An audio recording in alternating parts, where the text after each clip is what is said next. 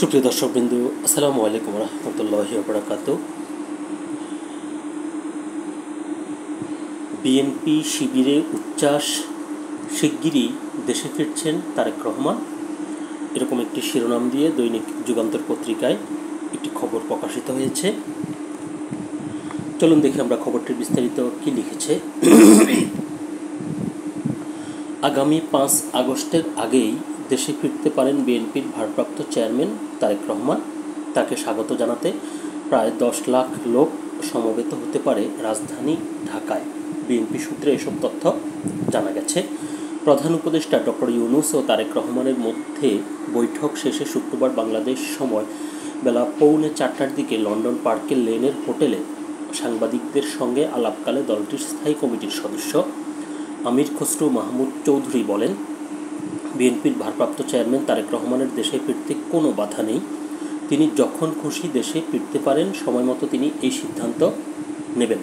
এদিকে বিএনপির নির্ভরযোগ্য সূত্র জানিয়েছে, ডক্টর ইউনূসের ফলপ্রসূ বৈঠকের পর বিএনপি শিবির উচ্ছ্বসিত। দ্রুতই বিএনপির শীর্ষ নেতা তারেক রহমান দেশে ফিরছেন। 5 আগস্টের আগেই তারেক রহমান দেশে ফিরতে পারেন, অথবা নির্বাচনী তফসিল ঘোষণার পরপরই দেশে ফিরবেন।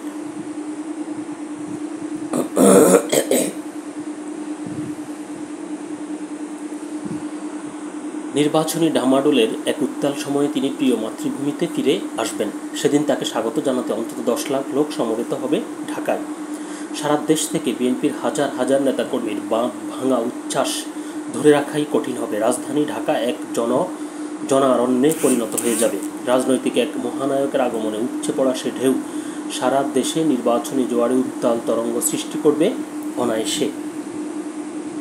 প্রশংসায় ভাসছেন ভারপ্রাপ্ত চেয়ারম্যান।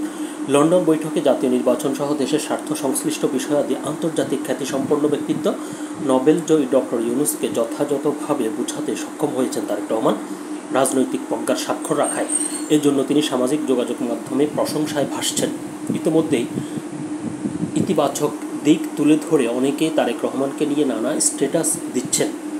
শত্রুপক্ষের চরম পরাজয়। রাজনৈতিক বিশ্লেষকরা মনে করেন, লন্ডন বৈঠক সফল হওয়ায় গণ অভ্যুত্থান বিরোধী সব অপশক্তি শত্রুদের চরম পরাজয় হয়েছে। একই সঙ্গে ঢাকা দক্ষিণ সিটি কর্পোরেশনে ইঞ্জিনিয়ার ইশরাক হোসেনের মেয়র পদে শপথ ইস্যু এবং কাঙ্ক্ষিত সময় নির্বাচনের তারিখ ঘোষণার দাবি নিয়ে বিএনপির সঙ্গে সরকার তথা ডক্টর ইউনূসের মধ্যে যে বৈরী অবস্থা তৈরি হয়েছিল, সেটি এখন আর নেই।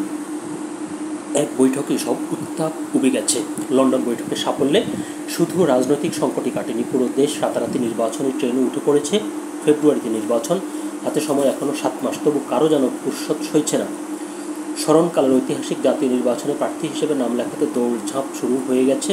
শুধু বিএনপি নয়, গণতন্ত্রকামী নির্বাচনমুখী সব দলের সম্ভাব্য প্রার্থী অভূতপূর্ব এই নির্বাচন উৎসবে যোগ দিতে মাঠে নেমে পড়েছেন। এছাড়া আসন ভাগাভাগি সহ পর্দার আড়ালে নির্বাচনী নানা হিসাব নিকাশও সমঝোতার আলাপ সেরে নিতে অনেকে ছুটছেন সাজঘরে। লন্ডন বৈঠকের ফল বিশ্লেষণ করতে গিয়ে যুগান্তরের কাছে কয়েকজন রাজনৈতিক বিশ্লেষক ও রাজনীতিবিদদের পর্যবেক্ষণ ছিল এরকম। রাজনৈতিক পর্যবেক্ষক মহল মনে করেন, শুক্রবার প্রধান উপদেষ্টা ডক্টর মোহাম্মদ ইউনূস এবং বিএনপির ভারপ্রাপ্ত চেয়ারম্যান তারেক রহমানের মধ্যকার প্রথম বৈঠকেই বাজিমাত। এক মুহূর্তে উবে গেছে সব অনিশ্চয়তা। অনেকের ভাষায় একদিকে জনমনে বইছে স্বস্তির ঢেউ, বিপরীতে চরম হতাশায় নিমজ্জিত ষড়যন্ত্রকারীরা। কেউ কেউ বলছেন, ষড়যন্ত্রের কফিনের শেষ প্যারেক মেরেছে লন্ডন বৈঠক। তো খবরটি এ পর্যন্তই ছিল। সকলে ভালো থাকবেন, সুস্থ থাকবেন। আল্লাহ হাফেজ।